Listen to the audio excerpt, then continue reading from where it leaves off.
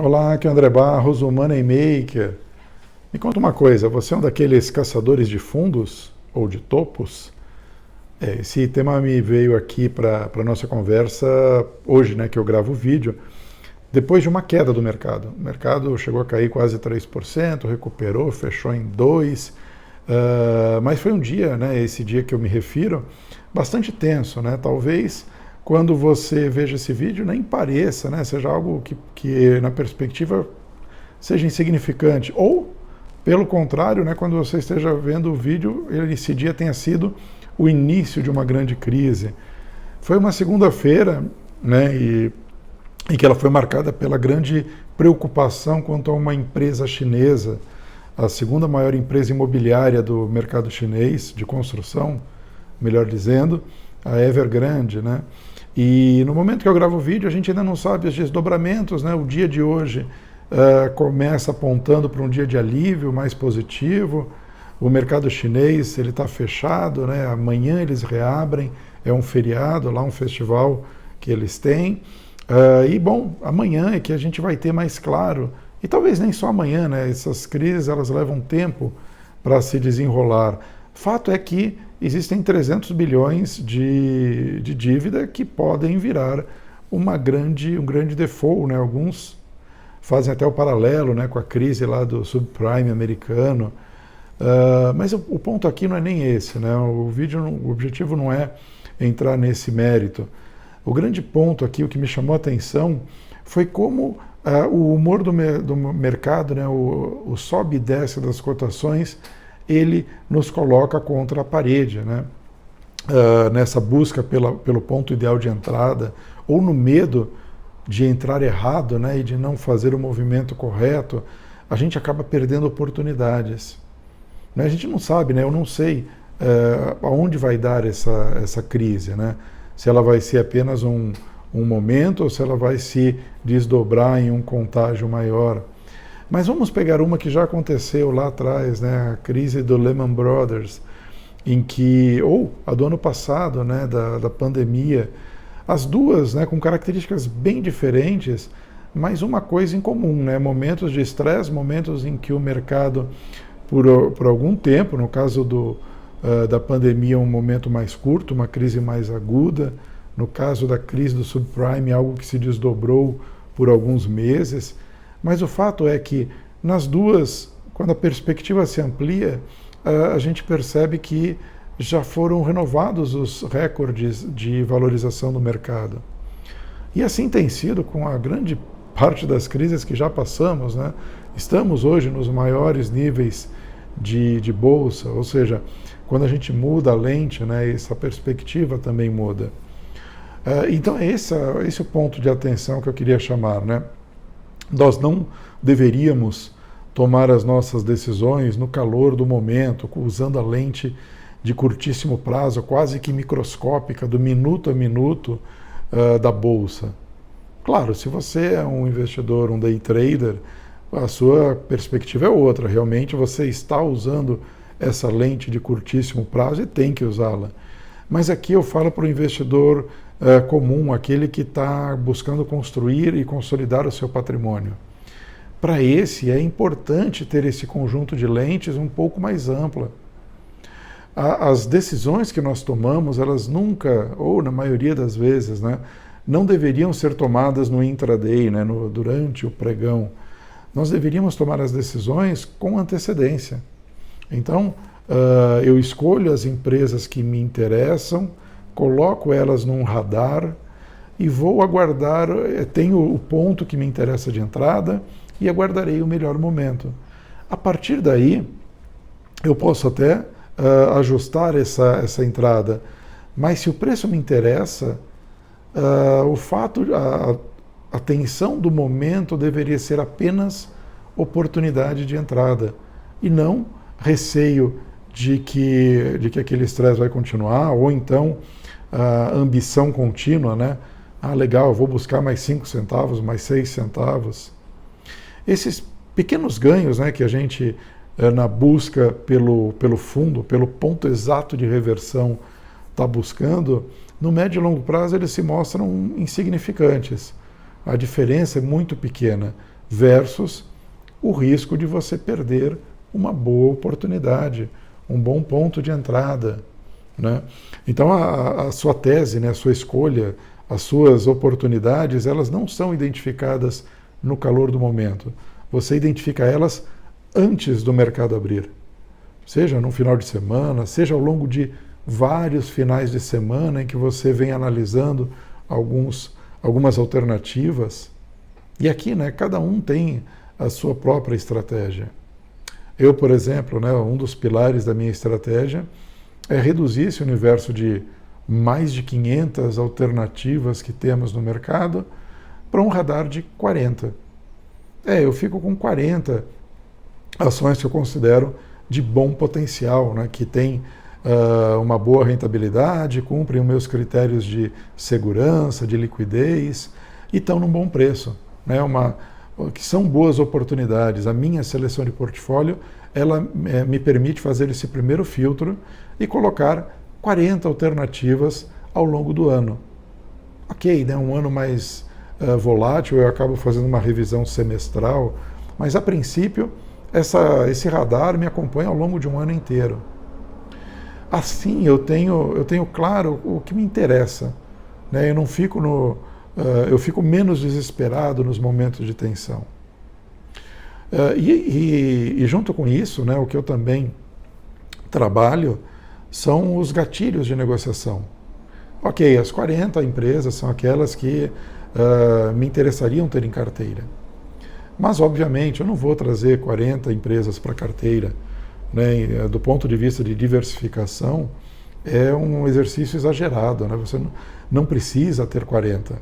Eu tenho 40 no radar, porque um outro filtro vai acontecer na sequência. Dessas 40, no máximo, no cenário extremo, eu vou ter 20, 21, 22 no máximo na carteira. Mas, em média, eu vou estar trabalhando com 15 ativos na carteira. Com isso, né, se eles estiverem bem balanceados, eu já tenho o efeito que eu espero da diversificação. Então, repara, eu faço um primeiro filtro, que vai ter um horizonte de mais longo prazo, de um ano, né, não chamaria nem de longo prazo, mas um horizonte maior, uma lente maior. Essas 40 já é um filtro daquelas 500 e poucas que nós temos no Ibovespa, em termos de papéis, né, diferentes. Então eu já reduzi, já baixei esse radar, né? A partir daí, né, feita essa lente um pouquinho mais ampla, aí sim eu coloco os gatilhos de negociação, que são aquela lente mais intermediária, a lente que vai poder me dizer, olha, das 40, essas 2 ou 3 nessa semana estão com bons pontos de entrada. Então vai lá, né, aproveita.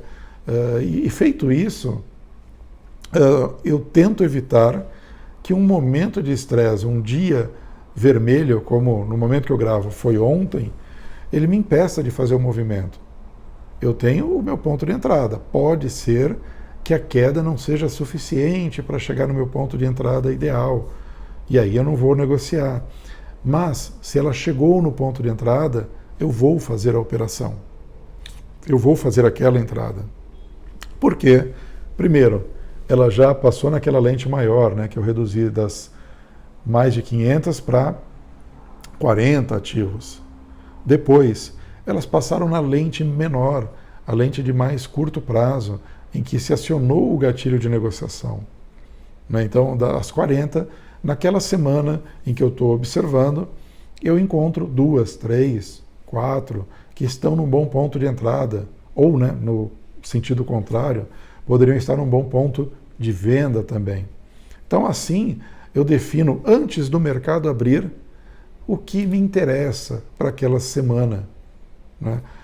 Tem uma outra vantagem, né? Além de eu tirar um pouco a pressão do caça-níqueis, que o sobe e desce do home broker pode se converter, eu não preciso ficar dedicando as horas necessárias ali para acompanhar. Eu posso colocar a ordem, idealmente validade para a semana inteira, e deixa acontecer. Aqui, né, principalmente para nós, investidores pessoa física, é uma vantagem enorme. Em geral, nós temos outra profissão que é a nossa fonte de renda. E em função disso, o que nós fazemos ao investir é potencializar essa renda que a gente gerou com outra fonte, né? Eventualmente você é um médico, um advogado, você tem um pequeno negócio, ou você é, sei lá, um professor de educação física, enfim. Você tem uma outra fonte que é a sua fonte de renda, e o que você olha na bolsa ou em outras alternativas de investimentos é uma maneira de potencializar o que você acumula, né? O recurso que você acumula. Enfim, toda uma história que cabe até numa outra conversa, num outro bate-papo. Mas ao fazer isso, você tanto tem o benefício, ao colocar nessas ordens para um horizonte semanal, poderia até ser quinzenal. Primeiro você trava a sua expectativa, né? Você reduz essa influência do sobe e desce do mercado. Você já sabe que te interessa aquele ponto de entrada. Você não vai ficar caçando o centavinho para cima ou para baixo. Você não vai deixar uma oportunidade passar. Lembrando, né, o dia de ontem foi um dia negativo, mercados mundo afora. Hoje, a abertura já sinaliza um clima mais ameno. E amanhã? Não sabemos. Então, se você ficar nessa bipolaridade do mercado, as grandes oportunidades acabam passando. Quantas boas oportunidades a gente acabou não deixando para trás, inclusive eu, lá atrás, na crise do Lehman Brothers, na crise do coronavírus, na greve dos caminhoneiros, e por aí vai, né? A lista é infindável. Cotações que, olhando aos preços de hoje, parece meio absurdo não termos aproveitado a oportunidade. Mas naquele momento fazia sentido, né? A gente, por algum motivo, olhou, imaginou que poderia cair mais, imaginou que a tensão poderia se intensificar, preferiu jogar com cautela. Então, esse é um benefício, né? O outro benefício, como eu falei, você tira essa desnecessária pressão de acompanhar o mercado.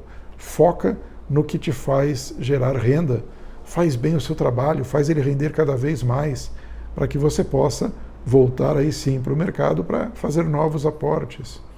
Então, para nós, investidores pessoa física, esse é o grande benefício, de você tomar as decisões com critérios, com uma estratégia definida e com antecipação ao vai e vem do mercado.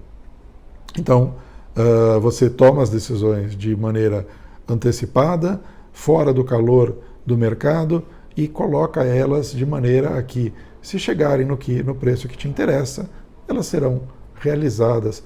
É o que eu tenho utilizado e tem funcionado muito bem, né? Agora, tem 3 pontos que eu queria chamar a atenção, que esse sim você precisa de uma maneira ou outra complementar, que são os fatores tempo, estômago e caixa. Eles são 3 termômetros, porque imagina o seguinte, né? Você fez toda a primeira parte muito bem, você tem uma estratégia muito bem definida, você fez, se for uma estratégia parecida com a minha, você filtrou boas empresas, né? Você colocou lá no radar 40 boas empresas, aquelas que, entre aspas, né, você poderia deixar para os netos sem o menor problema, né? Empresas sólidas, por mais que nenhuma empresa seja eterna, né? Mas você fez uma boa escolha, uma boa seleção. Você definiu bons pontos de entrada, né? Você tem bons gatilhos de negociação. E você identificou que eles estão no momento ou de venda ou de compra e, de fato, chegaram no preço.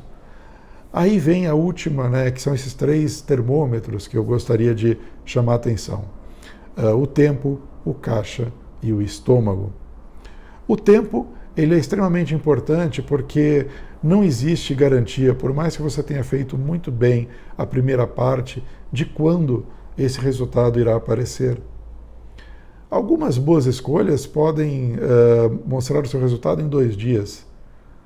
Essas mesmas boas escolhas, seja por fatores internos da empresa, ou porque o mercado não está no seu momento ideal, ou porque um grande cisne negro apareceu, elas podem levar não 2 dias, mas 2 anos. É o princípio que eu costumo dizer, né, e repetir. Na bolsa você pode ganhar em 2 dias, mas tem que estar preparado para esperar 2 anos. É mais ou menos isso, é trazer o tempo para o seu lado. Eu acho até que no meu canal tem um outro vídeo em que eu falo sobre isso, eu falo sobre a importância de trazer o tempo para o seu lado. Então esse é um termômetro importante. Ele, mais do que as loucuras ou as notícias ou o que dizem as redes sociais, ele é um fator que sim, você pode, em função dele, segurar boas escolhas. Imagina que você passou muito bem por todos os critérios, você tem uma boa oportunidade de compra, porém, você tem que, daqui a 2 semanas, usar aquele capital para pagar a parcela do seu apartamento que você está comprando.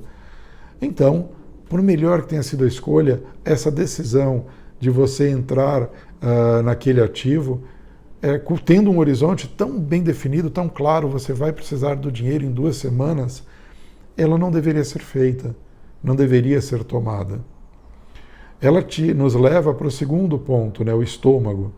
Quando você joga com o tempo contra você, você joga também com as emoções contra você. Imagina o calendário correndo, os preços piorando, imagina que você comprou isso véspera do Covid, né, da pandemia, ou comprou nos primeiros dias, né, da pandemia. A bolsa tinha acabado de cair dos 100 mil para 90 mil pontos. E você achou que é uma boa entrada, e realmente foi uma boa entrada. Teria sido uma boa entrada se você tivesse tempo.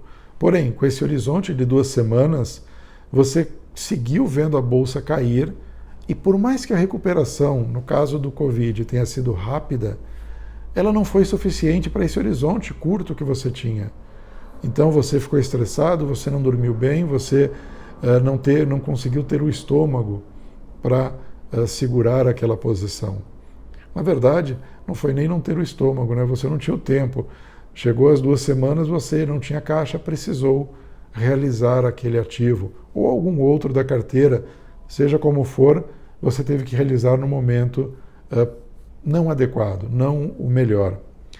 Quando a gente fala de estômago, a gente fala principalmente, né, de tolerância a risco. Às vezes você tem o tempo, né, você tem o tempo a seu favor, porém você está muito acima da sua propensão a risco. Então, da sua tolerância a risco. Então, nessas situações, também fica complexo você manter situações ou manter posições que estão jogando contra você. A tese é muito bem fundamentada, você acredita nela, você até tem o tempo para esperar, né? Você cumpriu até o termômetro do tempo, porém, você se colocou numa situação de exposição ao risco acima da sua tolerância. Várias noites mal dormidas, inquieto sobre se vai conseguir tolerar aquela perda, ela pode, em algum momento, te levar à ruptura. Mesmo tendo tempo, mesmo tendo os fundamentos, né, esse segundo termômetro, que é o termômetro da tolerância ao risco, ele pode te tirar do jogo. É muito fácil, né, a gente subestimar a influência das emoções. Mas a grande verdade é que uma boa parte das nossas decisões racionais, né, que a gente classifica como decisões racionais, antes da racionalidade, elas passaram por um processo meio que automático, quase que instintivo de decisão. O nosso cérebro ele está treinado para tomar decisões de maneira rápida, é meio que uma questão de sobrevivência, né? Então, passamos por essa análise em que as emoções entram em jogo, elas nos impelem a tomar, a nos movermos, né? A tomarmos uma decisão, e depois o nosso lado racional acaba dando argumentos para que aquela decisão não pareça assim tão intempestiva. E isso acontece com mais frequência do que do que a gente possa imaginar. Não dá para simplesmente, como é que eu posso dizer, subestimar o efeito da tolerância ao risco. né? Então esse sim é outro termômetro que você precisa estar atento. E às vezes, né, também é comum essa questão da tolerância ao risco, ela não ser só da sua pessoa como investidor. Claro que cada caso é um caso, né, mas existem sim investidores que tomam as decisões muito compartilhadas com familiares. Uma esposa, o esposo, né, depende quem é o cabeça da decisão. É bem comum uma família ter alguém que toma as decisões financeiras, né, na divisão de tarefas ali da família, mas também esse tomador de decisão, muitas vezes, ele tem os seus stakeholders familiares, e se bem que é verdade que em alguns casos essa delegação é 100%, em outros você acaba prestando contas, né? Então chegar para o seu cônjuge e dizer que você perdeu 5% num dia, ou que a sua carteira está acumulando no ano uma perda de 10%, né, pegando alguns extremos, e se esse seu parceiro não tem essa mesma tolerância a risco, ele vai, de alguma maneira, jogar contra você, né? A preocupação dele, em algum momento, vai também te contaminar. Então, quando a gente fala de tolerância ao risco, não adianta olhar só para você, né? A não ser que você esteja num cenário de 100% delegação, né? Ou você é um cara que é sozinho, ou as decisões, de fato, estão numa caixa preta que só você controla. Mas, em geral, existe sim um fator, elementos externos que vão, em algum momento, entrar nessa avaliação do que você está fazendo, das escolhas que estão sendo tomadas. Então, sim, é um termômetro importante, a sua tolerância a risco, e olhe também um pouquinho mais amplo, né? Quem que está nesse jogo? Você não é um gestor de fundos que tem uma política a seguir, tem cotistas a responder de uma maneira mais formal, porém, você provavelmente tem sim algum grau de compliance, digamos assim, a ser respeitado quando você faz as suas escolhas. Se não for no momento da decisão, em algum momento isso vai aparecer na sua caminhada. Então entenda isso também. Esse é um termômetro que você precisa estar atento. E aqui, né, como eu falei, de novo, tanto pela qualidade das decisões, né, porque estando fora da sua zona limite, né, acima da sua propensão ao risco, você vai ter momentos em que vai ser pressionado, às vezes sem nem perceber, pelo seu emocional, ou também, mesmo que você consiga controlar esse emocional, ele vai te desgastar, né? Qualidade de vida deveria ser algo que a gente colocasse em conta, né? Imagina, não, eu sou um cara muito controlado, eu estou acima da minha tolerância a risco, eu estou estressado, porém eu consigo me segurar e eu não tomo a decisão errada. Perfeito. Né? Do ponto de vista financeiro, você conseguiu domar as decisões impulsivas, você conseguiu superar aqueles momentos de tensão. Mas o quanto isso te custou do ponto de vista pessoal?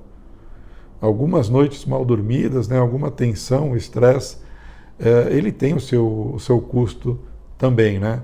Não adianta você ter uma boa performance financeira e, à custa disso, perder alguns anos de vida ou perder qualidade de vida. Então é um fator que sim, é um termômetro a considerar. O terceiro que eu uso também é a questão do caixa. Por que ele é importante, né? O caixa ele também ajuda na questão da tolerância ao risco, na questão emocional.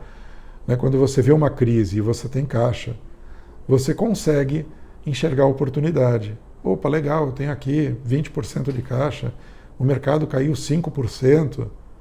Sim, é verdade que o resto da sua carteira, os 80%, estão apanhando, digamos assim. Porém, você ainda consegue enxergar algumas oportunidades. Isso é valioso.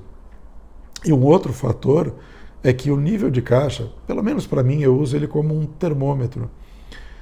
Quando eu estou com caixa muito alto, 50%, 55%, eu flexibilizo um pouco mais, né?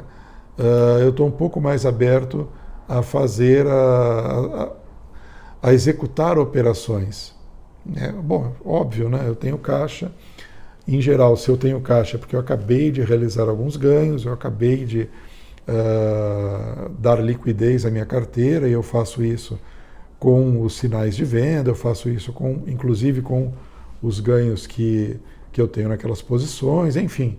Eu venho de uma situação confortável, estou com um bom caixa, eu abro um pouquinho a minha tolerância ao risco, sem perder de vista os gatilhos de negociação, sem perder de vista os fundamentos.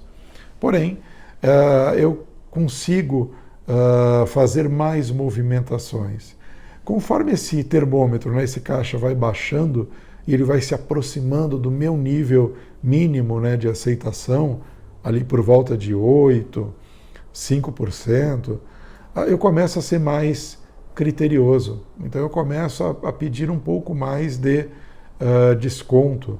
Eu começo a reduzir as minhas operações. É uma maneira de você dar mais fôlego ao seu caixa. Então, se numa semana você tem, digamos, 3 sinais claros de compra, você pode, naquela semana, decidir por colocar apenas uma ordem daquelas 3.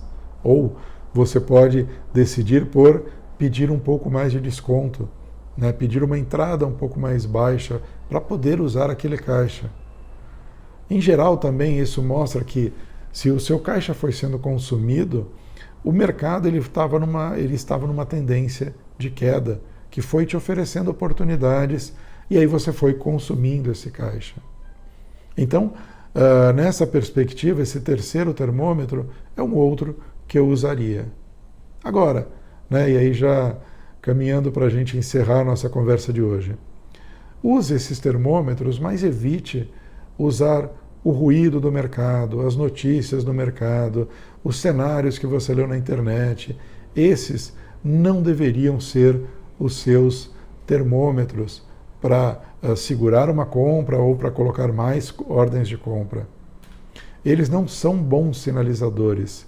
Eles são muito contaminados pelo calor do momento, pela bipolaridade do mercado. Eles não são bons conselheiros. Né? A dica do guru, o número de comentários negativos nas redes sociais, a notícia, a manchete que surgiu extremamente pessimista, a fala do presidente, do senador, do deputado, ainda mais fala de político, né, que muda conforme muda o cenário. Né? Então, cuidado, né? Esses não são bons indicadores. Né? Se você já tem, né? Vamos fechar e recapitular. Primeiro ponto, né? Esqueça tentar encontrar os topos e fundos, não é nossa tarefa, mas sim podemos maximizar probabilidades. Nesse sentido, faça uma escolha de boas empresas que te interessariam ter em carteira e defina bons pontos ou gatilhos de entrada ou de saída. Então, de uma seleção que já te interessa, o segundo filtro seriam os critérios que te fariam entrar. A que preço? Né? A que momento elas poderiam se tornar atrativas? E, finalmente, né, para que você possa realmente navegar com tranquilidade, lembra dos 3 filtros. O tempo, o seu estômago e o caixa. Para encerrarmos, né, um recurso que você sempre pode usar é a entrada gradativa. Né? Você não precisa fazer movimento. Se você ainda assim está com alguma insegurança, mas o preço é atrativo, fracione as entradas, divida. Né? Poxa, o preço, a empresa está no meu radar, o gatilho foi acionado, eu tenho tempo, eu estou ainda no meu nível de tolerância a risco e eu tenho caixa. Tudo isso eu já diria que você deveria fazer a sua alocação completa como planejado. Se ainda assim pintou uma incerteza, divida a entrada, né? Divida em 2 ou 3 semanas. Compra 1/3, 1/3 e 1/3, metade, metade. Compra 20% a cada semana. É um último recurso para você não congelar, não travar, não ficar atrás de centavinhos que ao longo do tempo não vão representar nada, apenas que você perdeu boas oportunidades de entrada, porque ficou esperando o fundo ou ficou esperando o topo, e quando ele chegou, você perdeu o bonde, né? Você não estava lá. Ok? Então é isso, pessoal. Espero que tenha ajudado. Vamos juntos!